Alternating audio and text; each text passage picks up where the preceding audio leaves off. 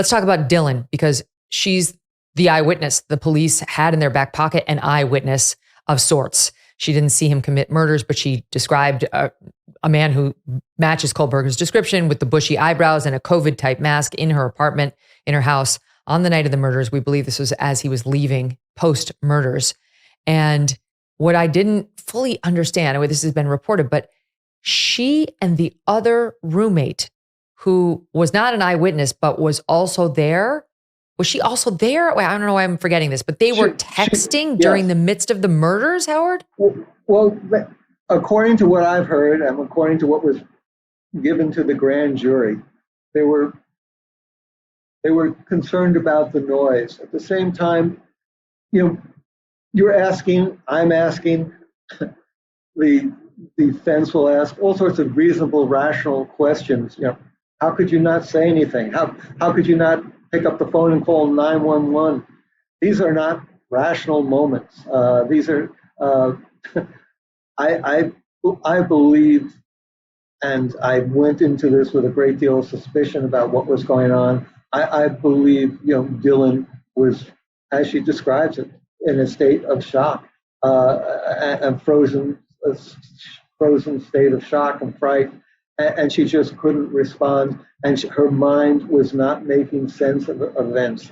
It's incredible that she waited, till the next morning to make a call, and she doesn't even call the police. Even at that point, she calls friends at one of the fraternities, and they come down, and one of Ethan's friends makes the 911 call to the police. These are all incredible events. Is one of the reasons why this entire story has, I think, captivated and perplexed so many people, because it's not nice and neat the way you see things on a television movie, for example. But there are a lot of things that really don't make sense, because a night like that doesn't make sense. And that's sort of why I called the book When the Night Comes Falling. When the night came falling on that night and that morning on November 12th into the 13th, chaos, madness, it all rained.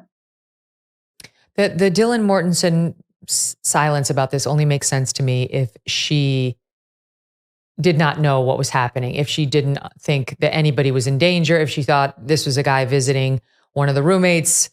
She's annoyed. She's texting with the other roommate. They're so loud. They're annoying. That would make sense to me. That's how young people behave. Like, God, shut up. It's 4 a.m, having zero idea they're being killed. And that then when she saw Brian leaving, she thought this was an invited guest and not a killer. That would make perfect sense to me. It doesn't line up with what's in the police affidavit, however. No, I think the scenario that you are saying makes sense. I think her realization at the same time is very much like Michael Kohlberger's, in the sense that they have intimations of what's going, but they refuse to make the leap because the leap is too horrific. It's too horrific for her to make this leap, that this guy is not just a party reveler who's leaving the house after they've been fooling around upstairs, but he actually is a murderer. And that sends her trying to make that thought process into a complete detachment. It's the same sort of detachment that Michael Kohlberger does when he realizes in his mind that, oh my gosh, my son might have been involved in these murders. So instead of taking a step forward, they both take a step back. Let me tell you a story about a guy named Leo Grillo. Leo was on a road trip and came across a Doberman. Now, this dog was severely underweight and clearly in trouble.